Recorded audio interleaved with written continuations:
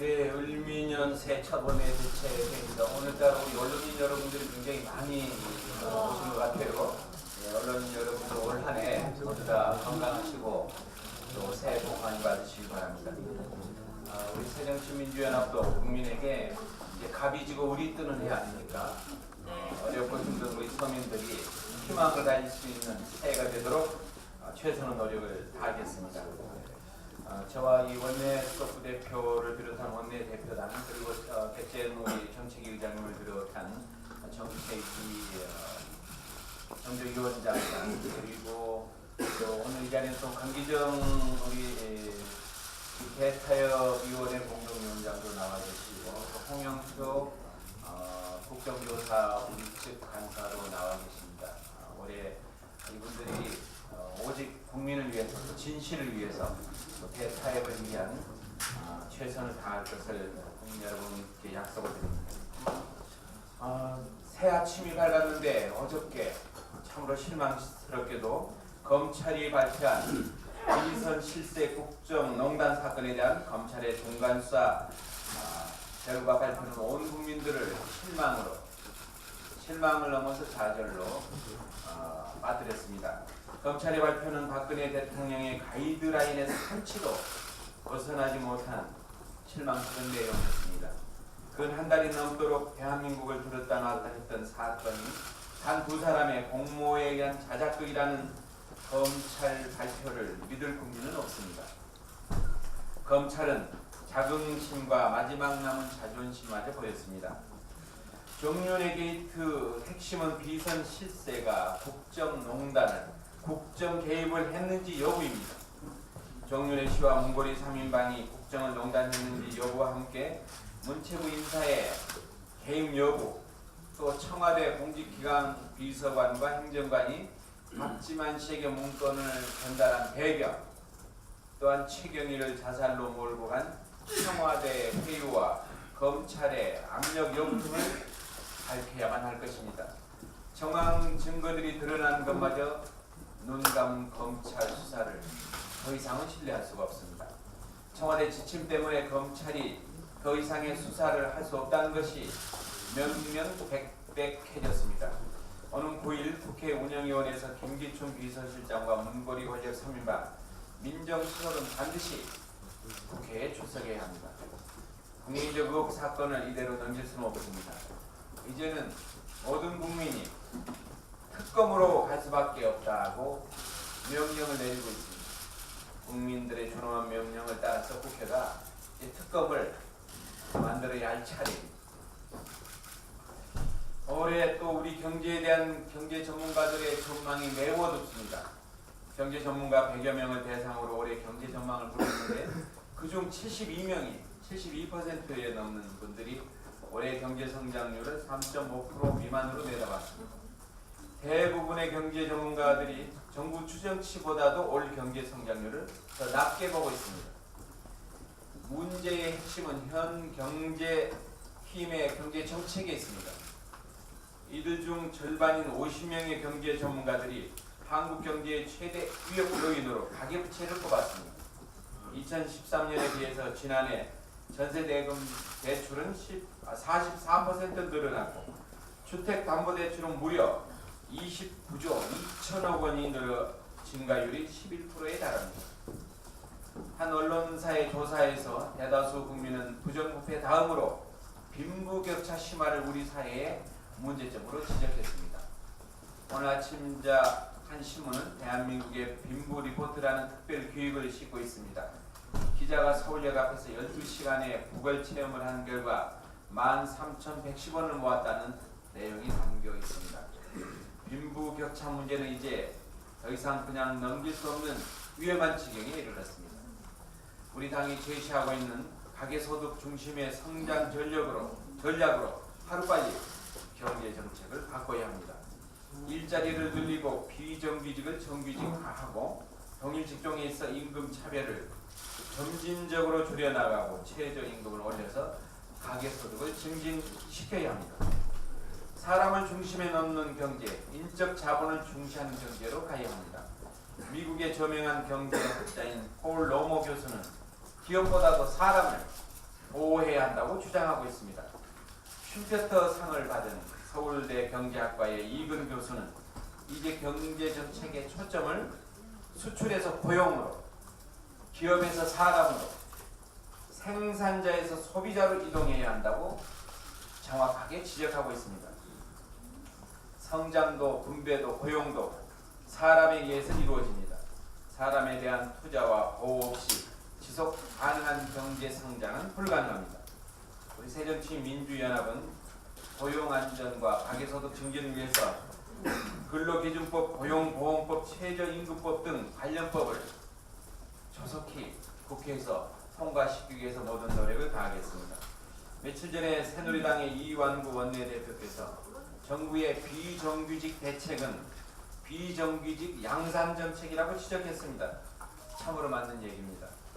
정부가 이 땅에 장그래와 같은 청년들의 소망을 외면할 수 없다고 했는데 그 소망을 외면하고 있는 쪽이 바로 정부입니다.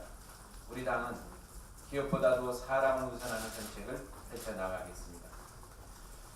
마지막으로 지난 1일 한국 사회의 가장 큰 위험 요소 중 하나는 신뢰 상실이라고 일침을 가했던 세계적인 석학 울리백이 타계했습니다.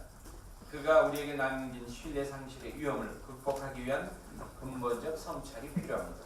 세월호 참사, 박근혜 대통령의 불통, 자살 급증 등 우리 사회에 만연한 신뢰 위기를 극복할 수 있는 대책을 세워야 합니다. 4대강 사업도, 비선 실세 국정개입 사건도, 초이노믹스도 정부의 해명에 왜 국민이 신뢰하지 않고 있는지 성찰해야만 할 것입니다. 울리백, 그가 한국 사회에 남긴 마지막 경고를 근본적으로 되새겨 봐야 할 것입니다. 오늘 첫 여야 원내대표 주례회동이 있습니다. 오늘 만남에서는 국민들이 걱정하는 민생 문제에 대해서 진지하게 논의하겠습니다. 특히 우리 당이 대안으로 제시한 최저임금 인상, 비정규직의 정규직화, 고용차별 방지 등 가계소득 상승과 고용 안정을 위한 민생 법안을 중점적으로 논의할 생각입니다. 또한 사회정의 차원에서 자원외교 국정조사, 4대강 문제, 또 비선 실세 국정개입 사건 등에 대해서 철저한 진상규명을 요구할 생각입니다. 정계특위와 개헌특위도 더 이상 미룰 수 없습니다. 이번 달 내에 정계특위와 개헌특위가 여야가 합의할 수 있도록 최선을 다하겠습니다. 이상입니다. 네, 이어서 백재현 정책위원 발언 있겠습니다. 예, 은진년 새해 우리 기자 여러분들, 의원 여러분들, 금년 한 해가 만사형통과 편안한 해가 됐으면 좋겠습니다. 여러분들 기사거리가 맞는 것이 많은 것을 좋아하시겠죠. 우리는 기사거리 못 썼으면 좋겠어요. 그런 한 해가 됐으면 좋겠어요. 예, 아마 다음 주부터는 우리 경제와 관련된 얘기를 정부가 보고 형태를 가지면서 계속 얘기를 할 것 같습니다. 경제 전망에 좀 얘기를 드리고자 합니다. 국제적인 조사기관 갤럽이 전 세계 65개국을 대상으로 경제 전망을 조사한 결과를 보면은 세계적인 차원에서 낙관적인 전망이 확산되고 있지만 안타깝게도 우리나라는 비관론이 심화되고 있는 것으로 나타나고 있습니다. 세계 평균을 보고 올해 경제가 나아질 것이라는 전망이 42%로 전년에 비해 10포인트가 증가했습니다. 어려워질 것이라는 전망은 24%로 전년 대비 10포인트가 감소를 했어요. 세계 평균으로서는. 그러나 우리 국민들은 나아질 것이라는 전망은 15%에 불과해서 전년 대비 6포인트가 감소했고 어려워질 것이라는 전망은 13포인트가 증가해서 37%로 이르렀습니다. 다시 말하면 대한민국 국민들은 경제가 금년이 더 어려워질 것이라고 이렇게 보는 숫자가 늘어나고 있는 것이죠. 경제는 심리인데 저거는 긍정적이 아닐 수가 없습니다. 고용에 대한 전망도 비관일색이었습니다. 올해 실업이 늘어날 것이라는 예측이 48%에 이르렀지만 줄어들 것이라는 예측은 고작 12%에 불과했습니다. 갤럽이 발표가 있던 날 최경환 부총리는 경제는 심리라면서 2014년도 경제 성장률이 3.4%로 희망이 보인다고 주장을 했습니다.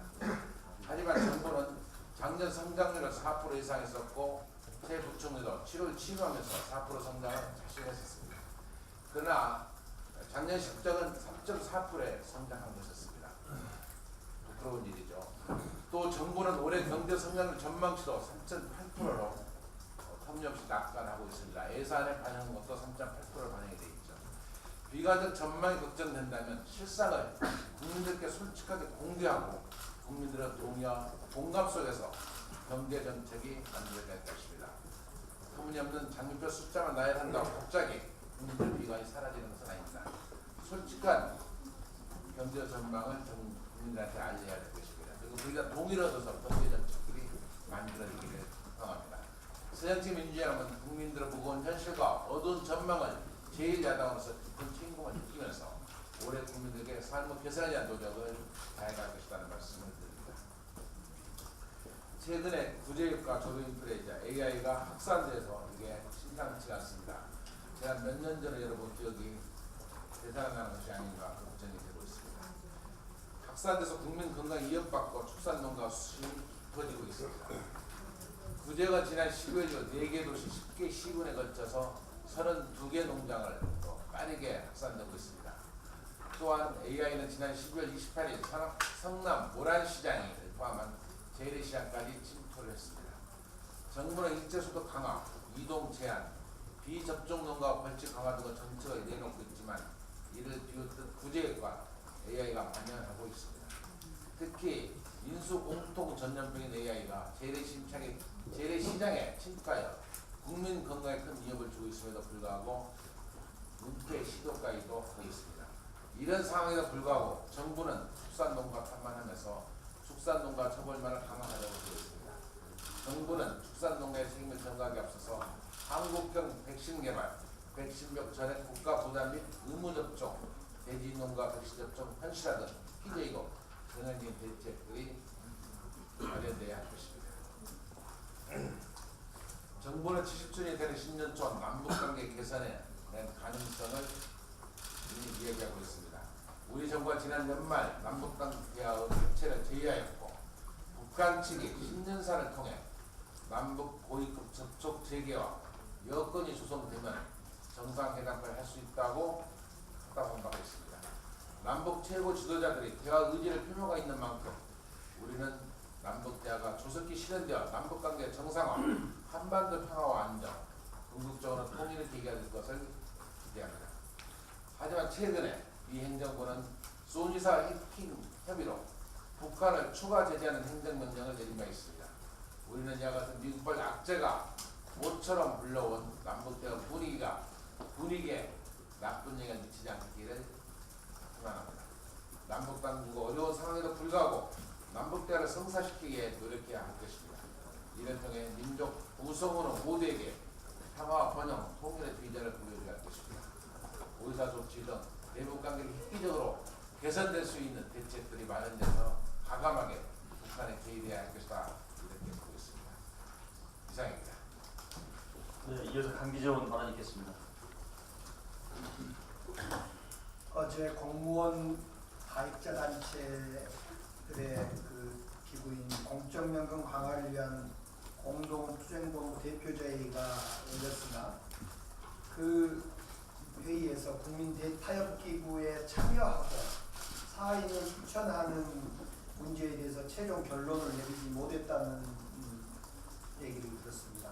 그럼에도 불구하고 우리 야당은 이 국민 대타협기구 출범을 논의하기 위해서 오늘 오후 2시 반 태난이 소회의실에서 조원진 위원장을 만날 것입니다.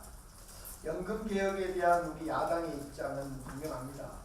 국민 대타협기구에서 논의돼야 되는데 그런 점에서 국민 대타협기구와 즉각 출범해야 되고 이 기구의 공무원 가입자 단체가 즉각 참여해서 합리적 대안을 만드는데 공무원 단체도 동참해 줘야 된다고 생각합니다. 더불어 이 대타협 기구는 공무원 연금뿐만 아니라 국민연금 등 노후소득 보장 제도가 충분히 논의되어 국민들에게 적정한 노후소득 보장액이 얼마인지를 합의하고 제시할 필요가 있다.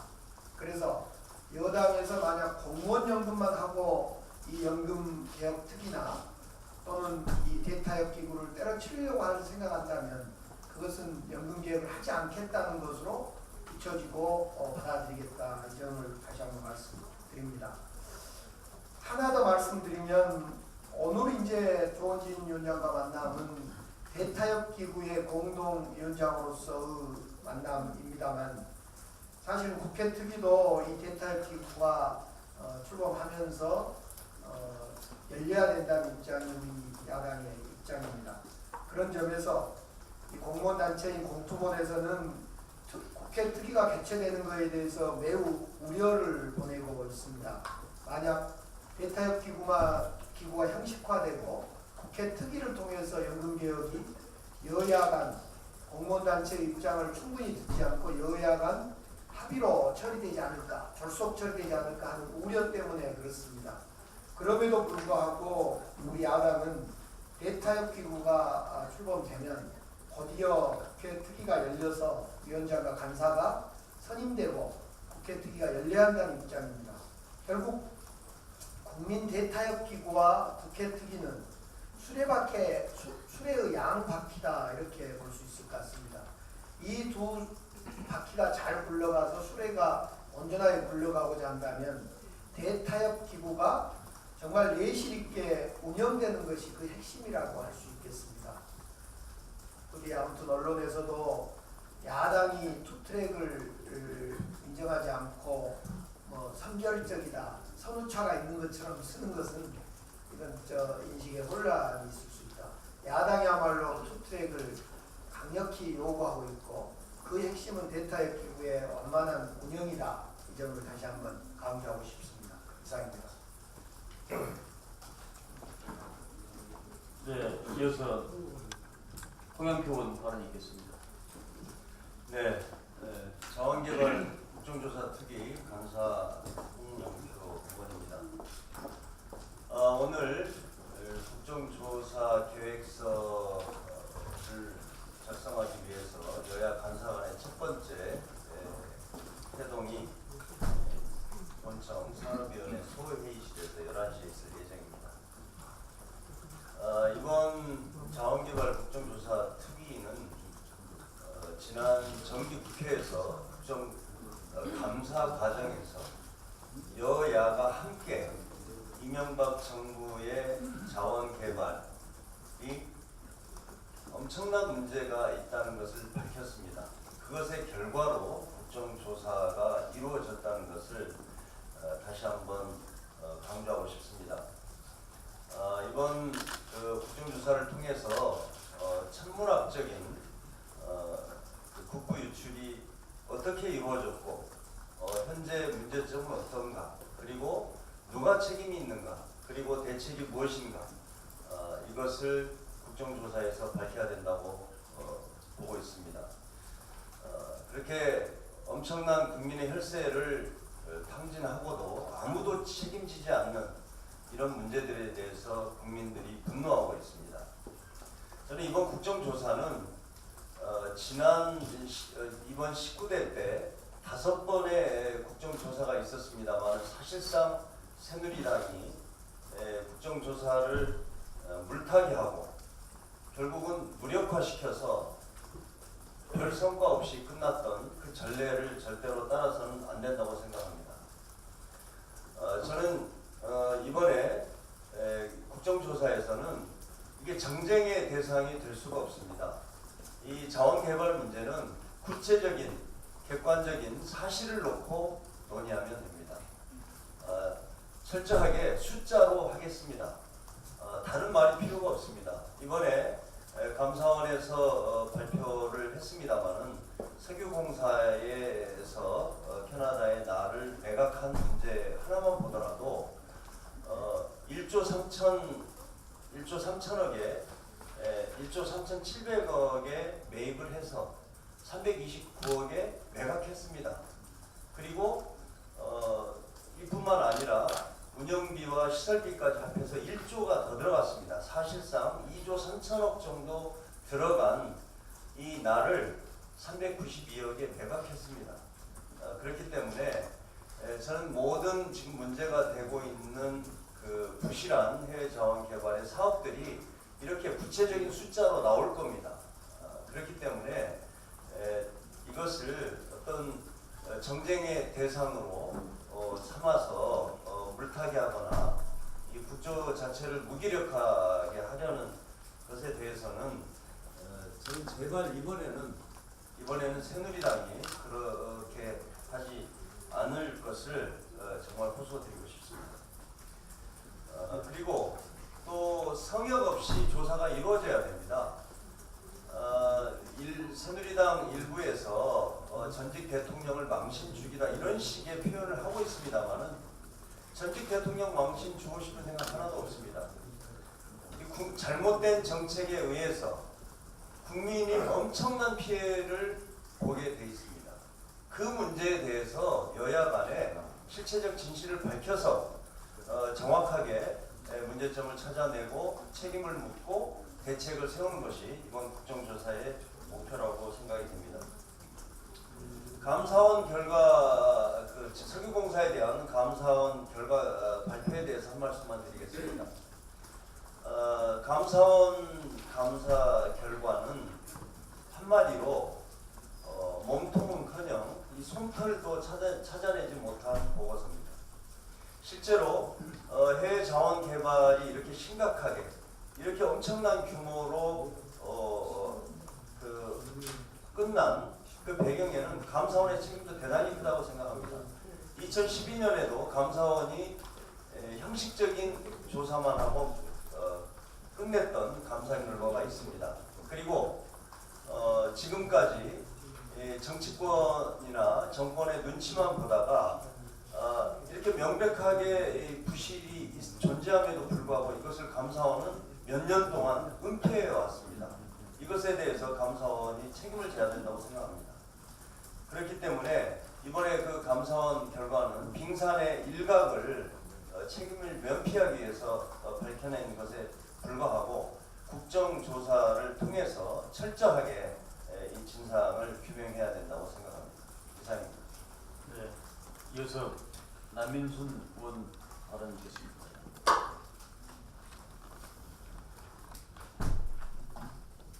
예, 남인순 의원입니다. 2015년은 작년에 이어서 작년에 우리가 세월호 참사를 겪으면서 잊지 말자라고 하는 교훈을 새겼습니다. 그래서 2015년은 세월호 참사에 대한 진상 규명과 또 안전한 대한민국 만드는 것이 너무 큰 과제라고 생각을 하고 우리 당에서는 안전한 대한민국 만들기를 꾸준하게 실천하겠다는 말씀드립니다. 그럼 안전 차원에서 한 가지 말씀드리도록 하겠습니다. 그 에볼라 대응을 하기 위한 시위라dio 의료진 파견의 그 안전 강화가 매우 시급합니다. 그 정부가 지금 에볼라 바이러스 감염 위험에 노출된 우리 의료대원을 이제 좀 의료로 구성을 하고 체력 검사 결과 음성 판정을 받았다고 하지만 사실은 이 사건은 긴급 보호 활동을 시작한 지 4일 만에 이렇게 바이러스 노출 위험에 직면을 했습니다. 굉장히 어떻게 보면 의료진의 안정성의 허점을 드러냈다고 볼 수가 있고요. 저는 심각한 문제라고 생각합니다. 아마 그 정부는 WHO 그 공고 규정을 어기지 않았다라고 얘기하지만 이 부분도 점검해봐야 된다고 생각합니다. 그 에볼라 확산에 대해서 의료진이 굉장히 부족하기 때문에 2인 1조의 그 원칙을 지킬 수 없는 것이 현재 실정이라고 합니다. 이런 부분들을 분명하게 점검해봐야 된다고 생각했고요. 특히 그 한국의 긴급 구호대가 파견된 그 시에라리온의 경우에는 감염자가 9,446명, 사망자는 2,758명으로 지금 집계가 된 상황입니다. 그래서 저는 전 세계 그 에볼라 확산의 공동으로 대응하기 위해서 현지에 우리가 목숨을 걸고 보호 활동을 펼치고 있는 우리의 의료대원의 숭고한 희생정신의 정의를 표하고 무사한 귀환하기를 간절하게 기원을 합니다. 근데 정부는 이번 사태와 관계없이 이진과 삼진을 파견할 예정으로 되어 있습니다. 저는 이진과 삼진을 파견하기 전에 우리 의료대원들의 안전이 담보될 수 있는 안전의 조치를 강구를 먼저 해주는 것이 아닌가 생각합니다. 특히 의료진의 보호 장구 사용의 어떤 과정상의 문제점 이런 부분들을 집중적으로 점검하고 개선 방안을 마련해야 된다고 합니다. 이미 그 대학의사협회를 비롯해서 보건의료단체에서는 정부에 대해서 국내 에볼라 대응의료 시스템 구축을 비롯한 그 민간 협력체계를 구축해달라고 하는 요청을 했는데 이 부분에 대해서는 정부가 주변이 없는 상황에서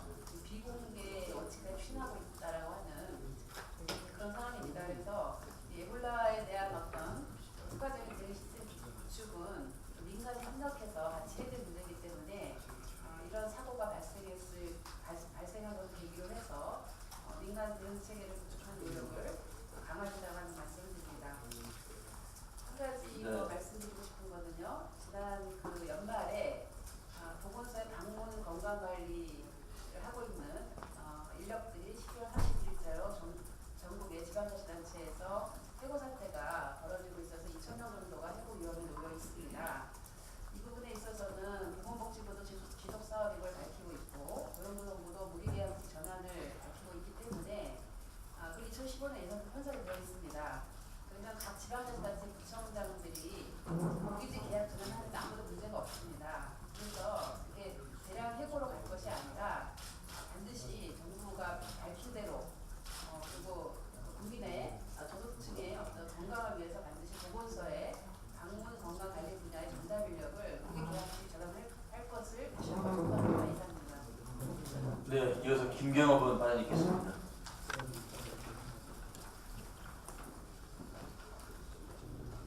새 덕담으로 되게 많이 하는 얘기가 운수대 통하십시오. 또는 만사형 통하십시오인데 여기에 하나를 더 붙여서 금년에는 의사소통이 좀 잘 되는 대한민국이었으면 좋겠습니다. 특히 청와대와 국회, 청와대와 국민, 청와대와 언론 각각의 단위들 간에 의사소통이 잘 되는 한 해가 됐으면 좋겠다. 이런 바람을 가져봅니다. 어제 검찰의 비선실세 중간수사 발표가 있었는데요. 아까 원내대표님께서도 언급을 했습니다만 잠깐 보완을 하면은 어제 중간수사 결과 발표를 보면은 딱 두 가지를 확인해 준 것 같습니다. 하나는 피보다 진한 물이 있더라. 또 하나는 이 정권은 찌라시와 대통령 기록물을 잘 분간을 못하는구나 라는 것입니다. 그동안에 계속 피보다 진한 물이 정말 있느냐 였는데요. 어제 검찰 결과를 보니까 대통령께서 정해준 각본대로 거의 결과가 발표되고 역시 결과는 피보다 진한 물이 있다는 것입니다. 그리고 지난 대선 때 NLL 대화록을 어디서 봤느냐고 했을 때 찌라시에서 봤다고 하더니 이번에는 또 공직기관 비서관실 보고서가 찌라시가 됐다고 다시 또 유출 문제가 나오자 이번에는 대통령 기록물로 변하는 찌라시와 대통령 기록물이 구분이 잘 안 되는 정권인 것 같습니다. 사실을 부정을 하자니 찌라시라고 해야겠고 유출을 처벌 하자니 대통령 기록물이라고 해야 하는 정치검찰의 참 힘겨운 외줄타기 측은해 보입니다. 9일날 예정되어 있는 국회 운영위원회 김기춘 비서실장을 비롯해서 민정수석 그리고 문고리 3인방 이재만 총무수석 정호성 안봉근 부속실장 당당히 나와서 국민 앞에서 사실을 있는 그대로 말하도록 해야 할 것입니다. 이상입니다. 네, 이어서 백봉기 의원 발언 있겠습니다.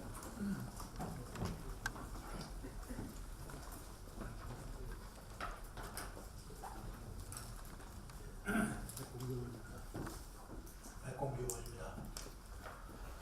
미국에서 도입한 해군의 함대공 유도탄인 SM-2 미사일과 잠대함 유도탄인 하프 미사일 하자 보상 문제 해결 과정이 순탄치가 않은 것 같습니다. 이와 관련해서 불합리한 FMS 제도의 문제점에 대해서 말씀드리고자 합니다.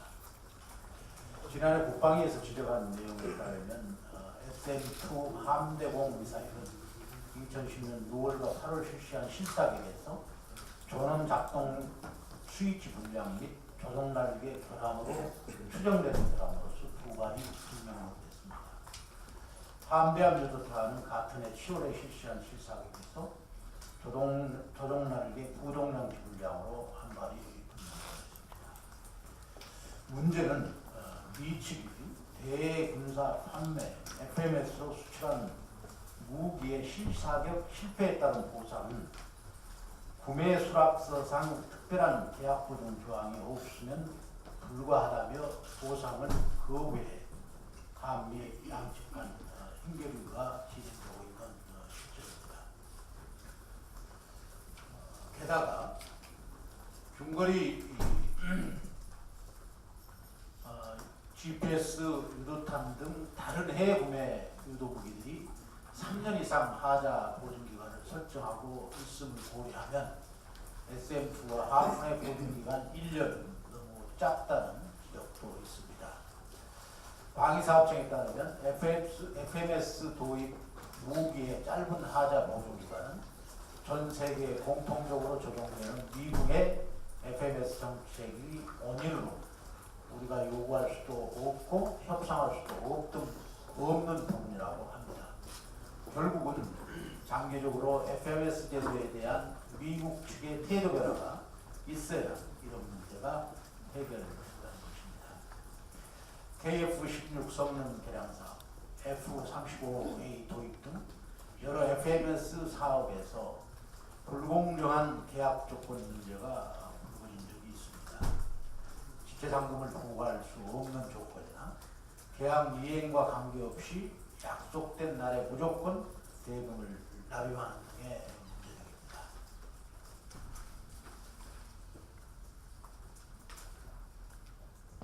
한국은 미국산 무기 비중이 80%를 차지하고 있는 나라입니다. 미국은 한국과 오랜 기간 동맹관계를 지속해온 혈맹국이라 거대 무기 판매국으로서 무기 거래 과정에서 빚어진 이러한 불공정한 조건들을 개선하는 데 노력을 해야 할 것입니다. SM2 미사일과 하프 미사일에 대한 하자 보상 문제가 원활히 해결되는 것은 물론 FMS 제도의 불합리한 점들이 하루빨리 개선되기를 기대합니다. 더불어 우리 군도 FMS를 통한 무기 도입을 최대한 줄이기 위해 무기 국산화에 더 많은 힘을 쏟기를 바랍니다. 네. 서영규 대변인 발언 있습니까? 네. 네, 하십시오.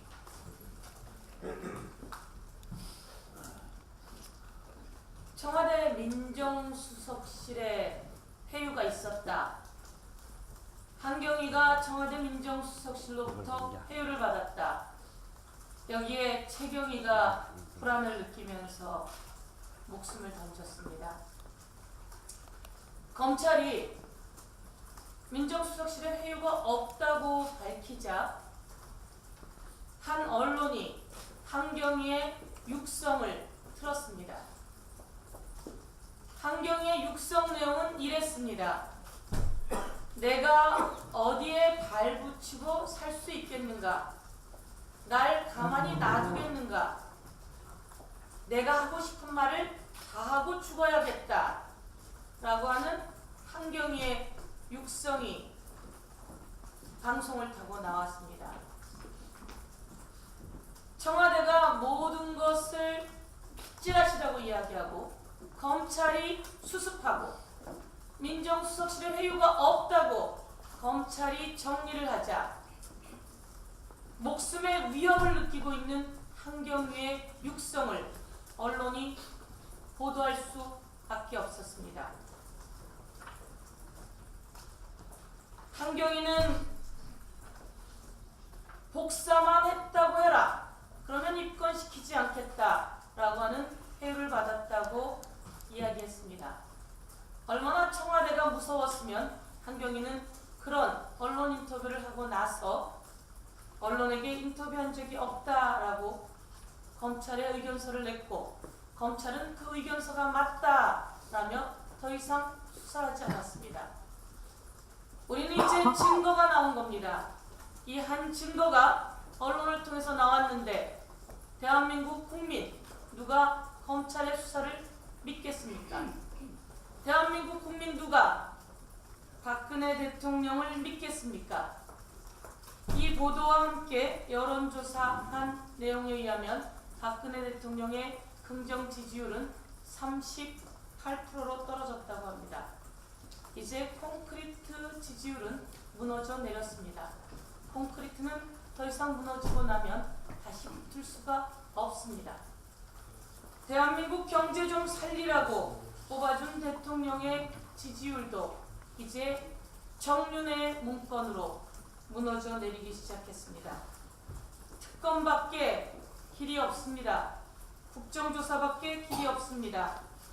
대통령이 그래요 못 믿으시겠으면 특검하시지요 라고 말씀하셔야 되는 것 아닙니까? 그렇게 찌라시라고 자신 있으시다면 특검을 통해서 한번 규명해 보는 것이 어떨까요? 민정수석 1월 9일 운영위에 나와야 합니다. 민정수석실의 회유가 육성을 통해 거짓이었던 것이 검찰 수사가 거짓이었던 것이 드러났습니다. 민정수석실의 회유가 사실임이 드러났습니다. 이럼에도 불구하고 청와대는 아무도 책임지는 사람이 없습니다. 이렇게 청와대가 아무도 책임지지 않으면 끝내는 대통령이 책임져야 되는 사태가 도래할 것이다. 이렇게 경고하겠습니다. 이상입니다. 어제 검찰은 총 19페이지 분량의 중간 수사 결과를 발표했습니다만 한마디로 표현하면 박광천 경정의 불량이었다는 것입니다. 결국 5급 상당의 경찰 공무원 한 사람이 온 나라가 떠들썩했다는 것인데 이른바 태산명동이 설필이다. 태산이 움직일 정도로 시끄러웠는데 그 시끄러운 장본인은 쥐 한 마리더라 라는 말과 저는 똑같다고 봅니다. 이러한 수사 결과를 과연 어떤 국민이 이해하고 납득할 수 있을지 검찰에 되묻지 않을 수 없습니다. 검찰의 정권, 눈치 보기 수사, 짬맞추기 수사로 인해서 비선실세 국정농단의 실체는 묻히고 국민적 의혹은 증폭되었습니다. 우리 당은 내일 모레 9일날 예정된 국회 운영에서 비선실세 국정농단 의혹에 대한 명확히 짚고 따질 것은 아주 심대하게 따질 것입니다. 또한 사건이 시작되고 청와대 비서관들의 이름이 2달 가까이 대한민국 언론 지상을 덮고 있는 상황에도 대통령의 검찰 수사 가이드라인에 외에 이런 방구 없는 청와대가 그동안 무엇을 했으며 어떤 시정 노력을 했는지 확인하고 지적할 것은 분명히 지적하겠습니다. 이를 위해서 김기춘 비서실장, 김영한 민정수석과 이른바 목걸이 3인방은 반드시 운영에 출석해서 공직자로서 국민 앞에 그 직무를 다해야 할 것입니다. 이상 오늘 공개만을 마치겠습니다.